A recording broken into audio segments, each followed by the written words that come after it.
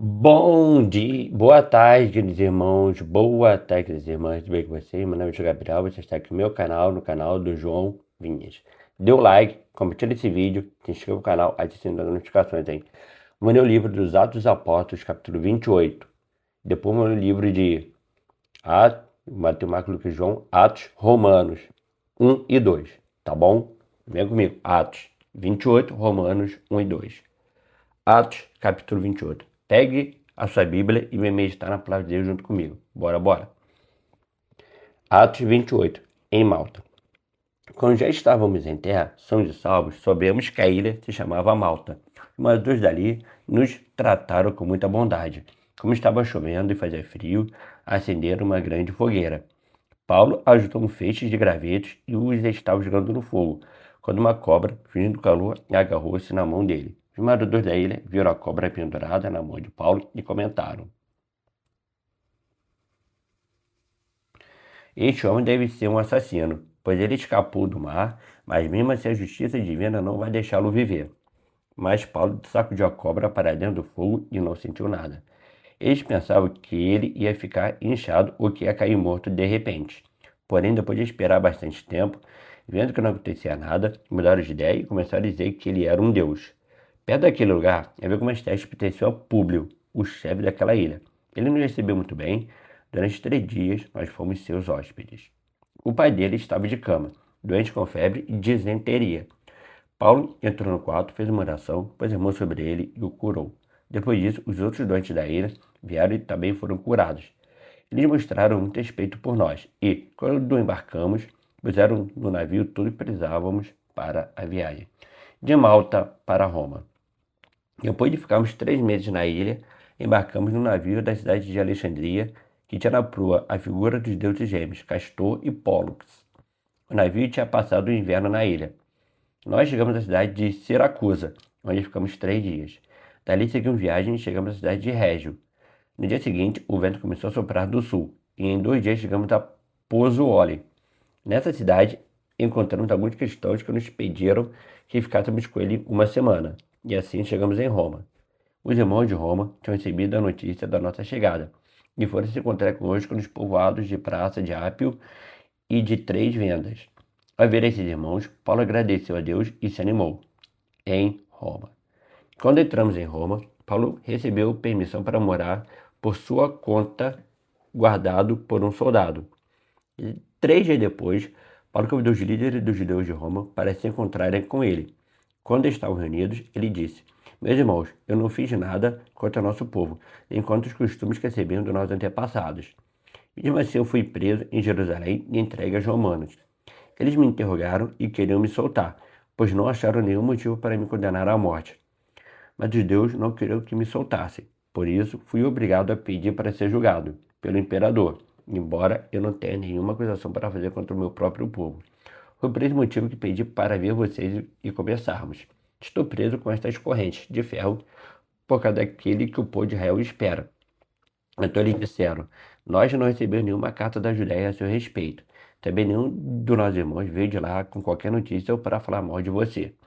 Mas gostaríamos de ouvir você dizer o que pensa, pois sabemos que, de fato, em todos os lugares falam contra essa seita a qual você pertence." Então marcaram um dia com Paulo. Nesse dia, muitos deles foram ao lugar onde Paulo estava. Desde a manhã até a noite, ele lhes anunciou e explicou a mensagem sobre o reino de Deus. E, por meio da lei de Moisés e dos livros dos profetas, procurou convencê-los a respeito de Jesus. Alguns aceitaram essas palavras, mas outros não creram. Então todos foram embora, conversando entre si. Mas, antes que saíssem, Paulo ainda disse mais uma coisa: "O Espírito Santo tinha razão quando falou por meio do profeta Isaías aos antepassados de vocês. Pois ele disse a Isaías: Vá e diga a esta gente: Vocês ouvirão, mas não entenderão. Olharão, mas não enxergarão nada. Pois a mente deste povo está fechada. Eles tapam os ouvidos e fecharam os olhos. Se eles não tivessem feito isso, os seus olhos poderiam ver, e os seus ouvidos poderiam ouvir, e a sua mente poderia entender. E eles voltariam para mim, e eu os curaria", disse Deus. E Paulo terminou dizendo: "Pois fica sabendo que Deus mandou a mensagem de salvação para os não-judeus, e eles escutarão." Depois que Paulo disse isso, os judeus foram embora, discutindo com violência. Durante 2 anos, Paulo morou ali numa casa alugada e recebia todos que iam vê-lo. Ele anunciava o reino de Deus e ensinava a respeito do Senhor Jesus Cristo, falando com toda a coragem e liberdade. Romanos, capítulo 1. A boa notícia para todos. Eu, Paulo, servo de Cristo Jesus, escrevo esta carta. Deus me chamou e me separou para ser seu apóstolo, a fim de que eu anuncie a boa notícia do Evangelho de Deus. Há muito tempo, essa boa notícia foi prometida por Deus, por meio dos seus profetas e escrita nas Escrituras Sagradas. Ela fala a respeito do Filho de Deus, o nosso Senhor Jesus Cristo, o qual, como ser humano, foi descendente do rei Davi. E, quanto à sua santidade divina, a sua ressurreição provou, com grande poder, que ele é o Filho de Deus. Por meio de Cristo, Deus me deu a honra de ser apóstolo no serviço de Cristo, para levar pessoas de todas as nações a crerem em Cristo e a serem obedientes a Ele. Entre essas pessoas estão vocês que moram em Roma, a quem Deus tem chamado para pertencerem a Jesus Cristo. Por isso eu escrevo a todos vocês que estão em Roma, todos vocês a quem Deus ama e a quem tem chamado para serem o seu próprio povo. Que a graça e a paz de Deus, o nosso Pai, e o nosso Senhor Jesus Cristo estejam com vocês. Oração de agradecimento. Em primeiro lugar, por meio de Jesus Cristo, dou graças ao meu Deus por todos vocês, para o mundo inteiro, e soube falar a respeito da fé que vocês têm. Eu sirvo a Deus com todo o meu coração, anunciando a boa notícia a respeito do seu Filho. Deus é testemunha de que digo a verdade. Ele sabe que eu sempre lembro de vocês e oro por vocês. E peço a Deus que, se for da sua vontade, Ele faça com que agora eu possa ir visitá-los, pois eu quero muito vê-los, a fim de repartir bênçãos espirituais com vocês para fortalecê-los. Quer dizer, para que nos animemos uns aos outros por meio da fé que você e eu temos. Meus irmãos, quero que saibam que muitas vezes resolvi ir visitá-los, mas fui impedido até agora de fazer isso, pois eu gostaria que o meu trabalho produzisse resultado entre vocês também, como tem acontecido entre outros não-judeus. Pois é meu dever pregar a todos, tanto aos civilizados como aos não civilizados, tanto aos instruídos como aos sem instrução. É por isso que eu quero anunciar o Evangelho também a vocês que moram em Roma. O poder do Evangelho. Eu não me envergonho do Evangelho, pois ele é o poder de Deus para salvar todos que creem, primeiro os judeus e também os não-judeus. Mas o Evangelho mostra como é que Deus nos aceita. Vivemos da fé do começo ao fim. Como diz as Escrituras Sagradas, viverá aquele que, por meio da fé, é aceito por Deus. A culpa da humanidade.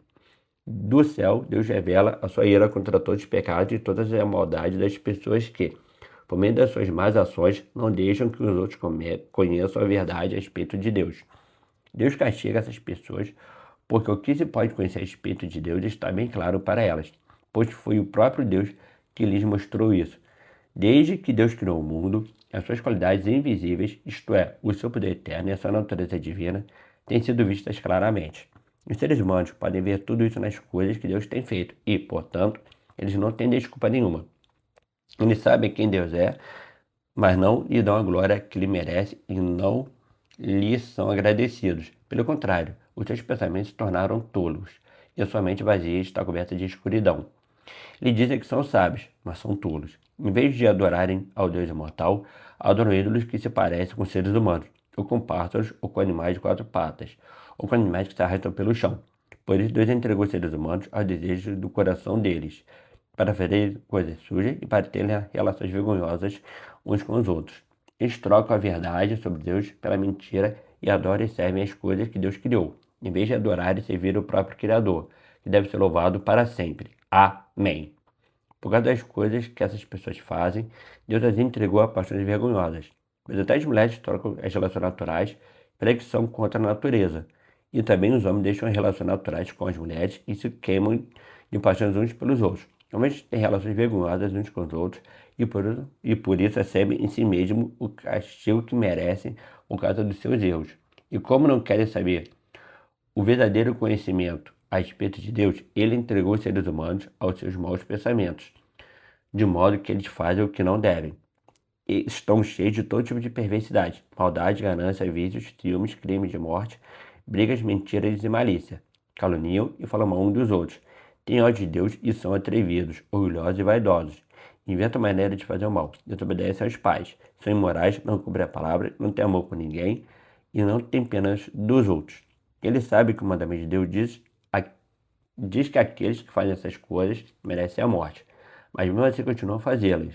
E, pior, ainda aprovam os que fazem as mesmas coisas que eles fazem. Romanos, capítulo 2.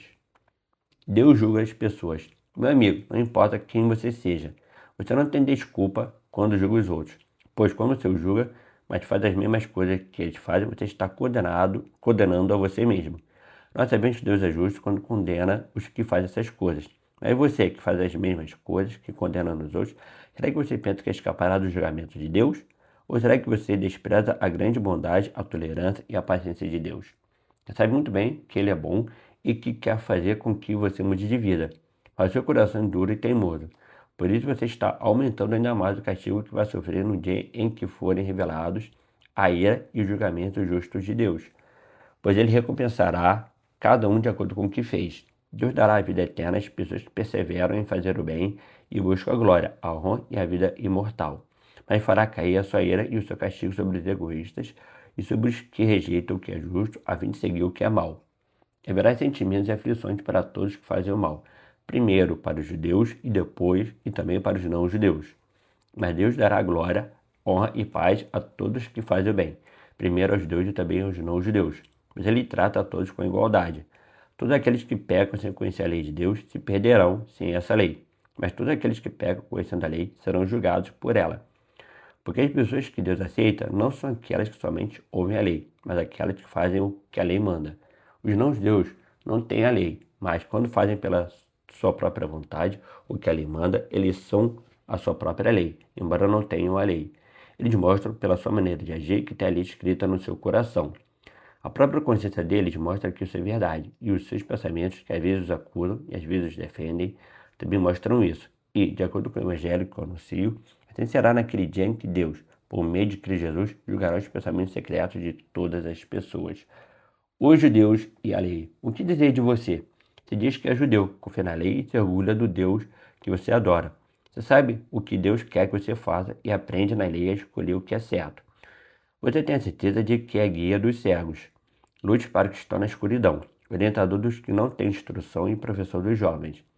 Você está certo de que encontra na lei a apresentação completa do conhecimento da verdade.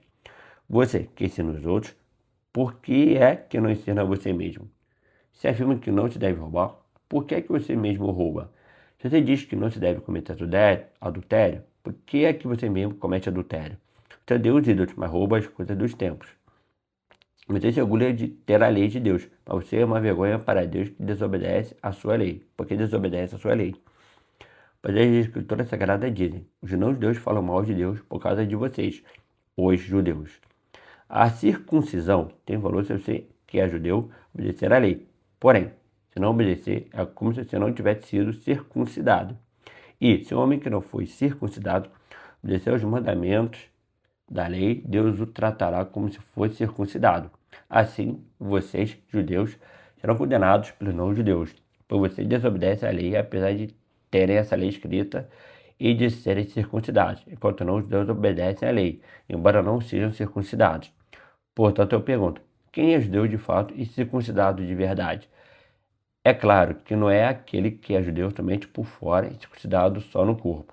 Pelo contrário, o verdadeiro judeu é aquele que é judeu por dentro, aquele que tem o coração circuncidado. E isso é uma coisa que o Espírito Santo faz e que a lei escrita não pode fazer. E o louvor que essa pessoa recebe não vem de seres humanos, mas vem de Deus. Valeu, até a próxima. Tchau, tchau. Fui. Valeu.